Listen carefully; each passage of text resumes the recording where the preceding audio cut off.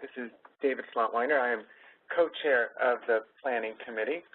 And for the last few minutes of our presentation, I'd just like to take you up to the 20,000-foot view of our effort, and particularly for any clinicians or non-technical people who may be on the line watching. And I wanted to just spend the last few minutes talking about how interoperability is already contributing to improving our workflow within our institutions, and also what you as an individual who may be interested in promoting interoperability can help to help realize this effort. So in terms of our regular workflows in hospitals, there are quite a few aspects of our daily work that are very dependent on data standards and interoperability, and that starts really at the front desk to our outpatient electronic health record and our regional health information exchange and registries and other data repositories. And radiology imaging, of course, is perhaps one of the gold standards at using DICOM for almost 2 decades now, I believe. It's so much ingrained in our workflow that we take it for granted that images we obtain on one CT scanner can be viewed across the world. We take images from our CT scanner and we import them into our 3D mapping equipment in the EP lab. In the cath lab, we take our Echo Live images in DICOM and we superimpose them on our fluoroscopic images to help us perform different types of invasive procedures. And now we can even often create 3D renderings of images and even print out 3D models to help us plan procedures. All of this, of course, is dependent on the standard and interoperability of the data. And I think the latest example, electronic prescriptions, is perhaps one of the most successful. It's pretty rare that you will get almost universal praise from clinicians regarding anything that has to do with health information technology. But electronic prescribing has, in the course of just a few years, completely replaced paper prescribing, and you won't find many or any physicians or other clinicians who complain about it. It works so seamlessly, and it, of course, improves efficiency and it improves quality by reducing error and making things move more quickly. So, of course, there are many more examples, but those are just a few of the ways interoperability and data standards have already become part of our daily life in the practice of medicine.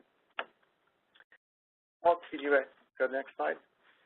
Terrific. So how can you promote interoperability in your institution?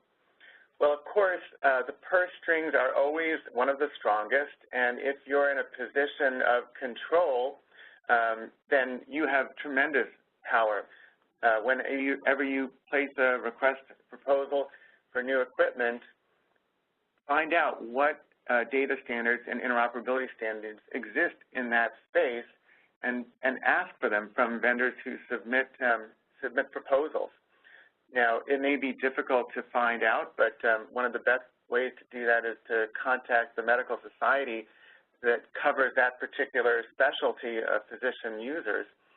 And if they don't know, often FDA is aware, and some vendors may be open and able to help inform you. But that, of course, is the best way of telling vendors that it's important to you. Often, when we who work in this space will hear from vendors that their clinicians, their purchasers, are not asking for data standards, are not asking for data to be interoperable. And of course, we know that that's because they don't know how to ask for it. They don't know what's needed. It's not because they don't want it. So the second bullet point on how you can promote interoperability in your institution has to do with implementation. And I'm considering 2 parts here. One is you may already have equipment or workflows in your organization that have equipment that has the ability to support data standards and software that's interoperable. And it may not be taking advantage, you may not be taking advantage of it. One example is the pacemaker and defibrillator data we deal with in the EP world.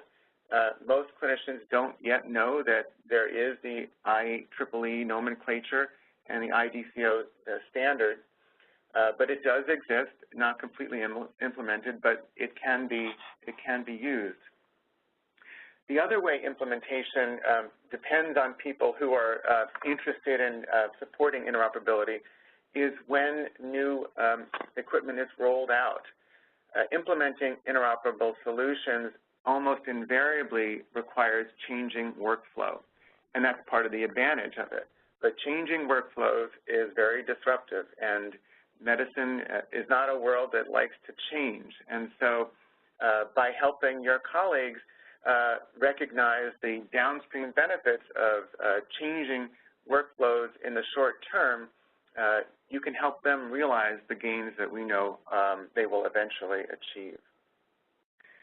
And the third bullet point for those who want to promote interoperability is emphasizing with your C-suite and other centers of control who help decide on new solutions the benefits of proceeding with an interoperable solution. And these invariably will include improvements in quality and efficiency. Anytime you can reduce the number of times something needs to be entered, you reduce the risk of error, and you reduce the number of individuals who are involved in that task. And so interoperable solutions almost universally will improve the return on investment for your institution. And lastly, I strongly encourage you to get involved. If you're a clinician, talk to your colleagues. If you're looking for a solution to a problem that deals with siloed data, find out how others are dealing with it, not just in your institution, but in your state, in your country, around the world. If there is a solution, somebody will probably know it, and if there isn't, they're dealing with the same barriers that you are. So then you can band together, as we have, and reach out to your industry colleagues, reach out to your regulatory agencies, and most importantly for this organization, I think this type of activity, reach out to your medical society, which is in a perfect spot like ACC to bring together the stakeholders that are needed in a non-competitive environment to help move the needle and improve medical technology for patient care.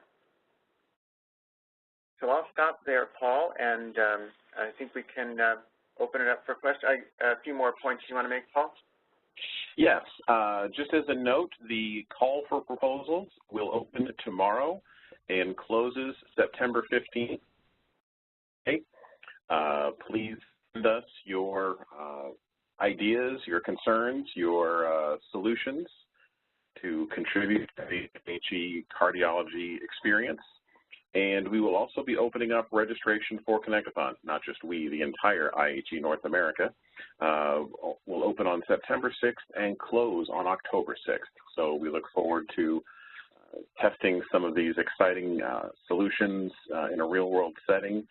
That is Cleveland, Ohio, and the HIMSS fantastic new facility that they have there. Just as another point of conversation, here is the contact information for the Planning Committee.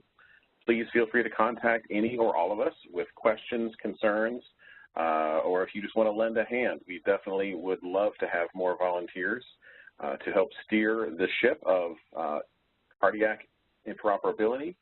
And we also have the technical committee information. So if you have skills and would like to contribute on a technical level, or your organization maybe already is a member of IHE and you'd like to learn a little bit more, feel free to contact me at that email address, and we can help you get connected and join our weekly teleconference situations and some of the fantastic meetings we have and creating some of these solutions. Again, a few more links for your information purposes. Some of those you've seen already.